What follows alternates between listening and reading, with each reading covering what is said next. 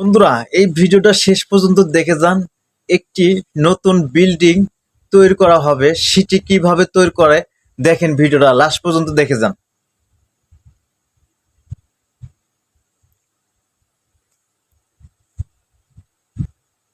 দেখুন কিভাবে কাজ করতেছে। লাস্ট পর্যন্ত ভিডিওটা দেখবেন, অনেক কিছু শিখতে পারবেন। ভিডিওটার মধ্যে অনেক মজা আছে। দেখুন কিভাবে কাজ করতেছে। চায়নাদের বুদ্ধি, তারা কিভাবে কাজ করতেছে।